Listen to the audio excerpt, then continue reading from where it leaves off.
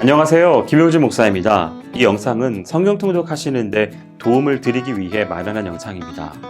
통독을 하면서 익숙하지 않은 배경과 내용들로 인해 어려움을 겪는 성도분들이 조금이나마 도움이 될까 싶어 마련한 것인데요.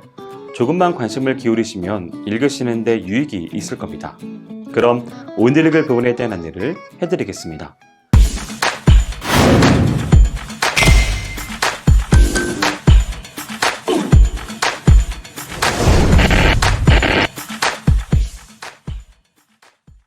오늘 읽을 본문은 다니엘 10장에서 12장까지입니다. 10장은 9장에서 제시한 70주 예언이 주어진 지 약 2년 후인 BC 536년, 곧 바사왕 고레스 3년에 다니엘이 3주기 동안 히데겔 큰 강가에서 금식 기도하던 중에 받은 1년의 묵시를 기록한 10장에서 12장 4절까지의 1년 기사의 계시 부분입니다. 1절에서 9절은 다니엘이 금식 기도 중에 히데겔 큰 강가에서 본 한 인자의 환상을 기록하고 있습니다. 본 단락에서 다니엘은 슬퍼하며 금식하였는데 이는 고레스의 칙령으로 이스라엘 백성의 귀환이 허락되었음에도 불구하고 실제로 귀환한 숫자가 너무 작았을 뿐만 아니라 귀국한 이들이 착수한 성전 재건 공사마저 지지부진하였기 때문이었습니다. 이렇듯 이스라엘 백성의 많은 수가 귀국을 하지 않은 이유는 표면적으로는 수십 년의 고생스러운 과정 속에서 이루어 놓은 생활 기반을 포기하기가 쉽지 않았기 때문이지만 보다 근본적인 원인은 여호와 신앙이 약화된 데 있었습니다. 다니엘은 이러한 상황을 심히 안타까워하면서 90여 세라고 하는 고령에도 불구하고 자기 몸을 돌보지 않고 근신하면서 기도하였던 것입니다. 그러던 중에 그는 하나님께서 가브리엘 천사를 통해 주신 이상을 볼 수 있었고 그 속에서 이스라엘 민족의 미래와 하나님을 의뢰하는 신실한 자들의 결말을 볼 수 있었던 것입니다. 10절에서 21절은 히데겔 강가 묵시에 관한 내용이 언급되는 단락입니다.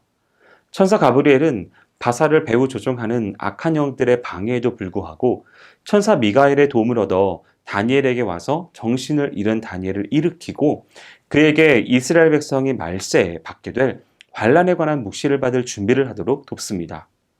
그리고 다니엘이 묵시를 받아 이스라엘 백성에게 전하는 임무를 잘 수행할 수 있도록 인자가 그에게 힘과 위로를 줍니다. 이어서 가브리엘 천사가 미가엘 천사의 도움을 얻어 바사가 멸망하고 헬라가 등장하게 될 것을 예언하고 있습니다.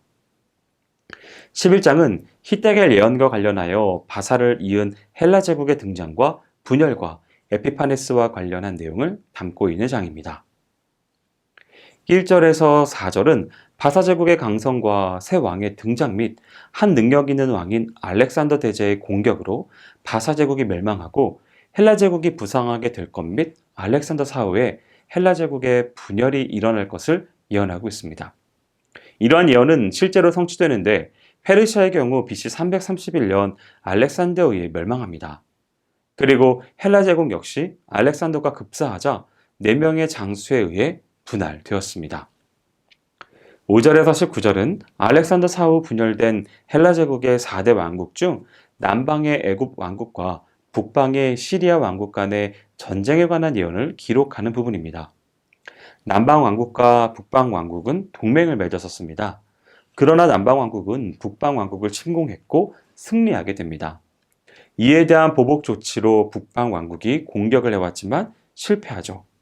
그럼에도 포기하지 않고 있다가 남방 왕국이 쇠약할 때 주변 왕국들이 공격해오므로 더욱 약해진 틈을 타서 북방 왕국은 재차 침입하였고 그 결과 승리하였습니다. 북방 왕국은 유대 땅을 점령하며 지중해 지역의 여러 섬나라를 정복하다가 섬나라의 한 대장의 반격으로 정복에 실패하고 그 후 북방 왕국도 세력이 급격히 쇠퇴하게 됩니다.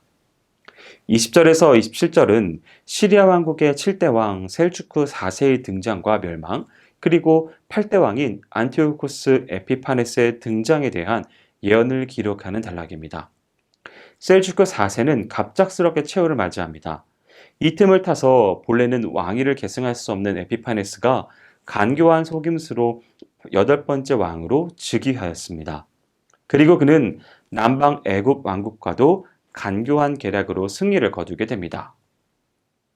28절에서 39절은 에피파네스가 애굽을 정복한 후 본국 시리아로 귀환하던 도중 예루살렘을 비롯한 유대 땅을 정복하고 거기서 온갖 가증한 짓들을 자행할 것을 예언하고 있습니다.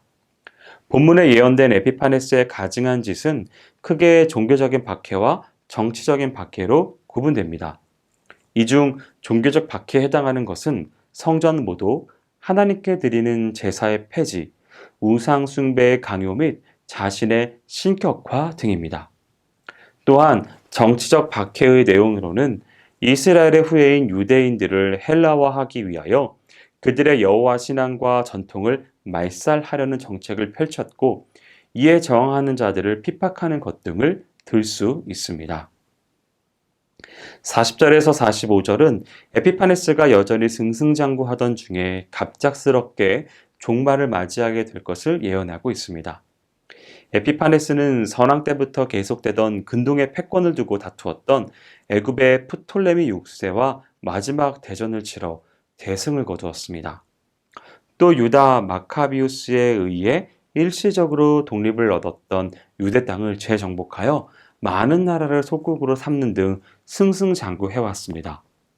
그러다가 시리아의 동부 지역에 있는 나라가 반란을 일으켰다는 소식을 듣고 회군하다가 예루살렘 근처에서 하나님의 징계로 갑작스럽게 죽을 것이라는 예언 말씀이 언급되어 있습니다.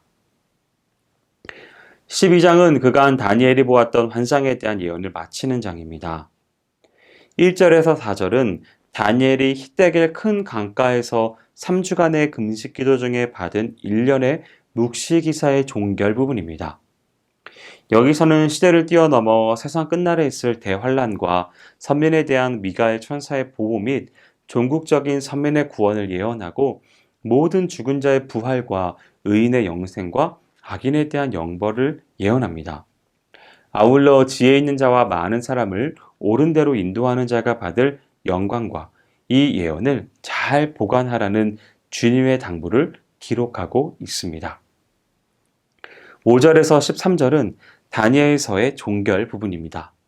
여기서는 대종말의 사건들이 있을 때가 언제인가에 대해서 서로 묻고 답하는 두 천사의 대화와 그 대화의 의미를 잘 깨닫지 못한 다니엘이 다시 한 번 더 그때에 관해 천사에게 묻는 질문 및 그에 대한 천사의 답변이 나옵니다.